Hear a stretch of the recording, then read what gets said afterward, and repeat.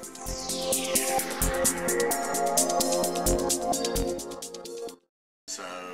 I know we've talked a little bit about 365-day virtual experiences, and then having events pop up to drive traffic, for example. So, is that something that you're looking at as well, versus just the one-off kind of event? Correct. Yeah, we are really looking at ways that we could create a virtual experience that lives all year long and that can be activated periodically in a live setting.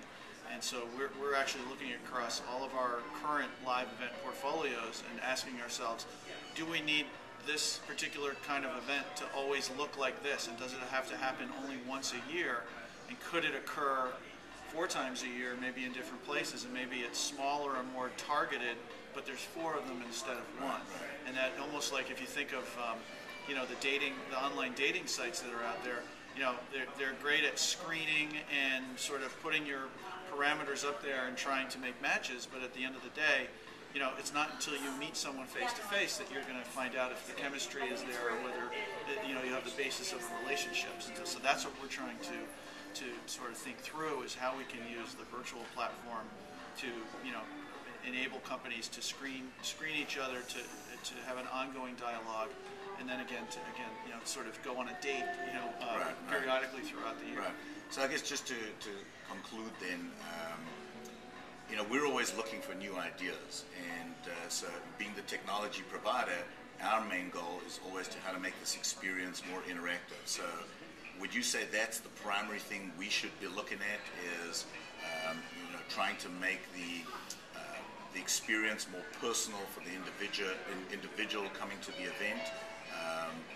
That's, I think, talking about making sure that they see the right material, they see the right presentations, booths, and so on. Would you call that the number one thing, or are there other areas that you think we should focus on as well? No, I think that's the most important. And even in live events, companies are trying to do the same thing, which is really get close to what the needs are of those attendees, specifically what they need to accomplish during their 2 or 3 days out of the office, and helping them navigate to that content that's relevant for them. It's much easier to do. It's difficult and challenging to do that in a live setting, because you're dealing with thousands of people walking around and signage and that kind of stuff. In an online virtual world, it's much more efficient to build those pathways for people to find what they need based on either the explicit actions that they take or the implicit actions that they take, and be able to serve up sections of the road as they travel it, and really create that personal experience for them, because then it's relevant and then they're engaged. Well, that's great.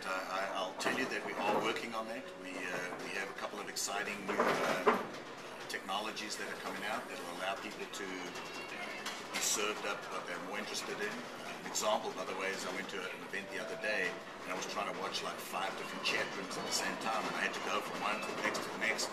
And now we're looking at bringing, if you're looking at those 5 chat rooms, how do we bring them all to one place at one time? So we're working on it, and keep us posted on anything else you might need, and we appreciate it. Great.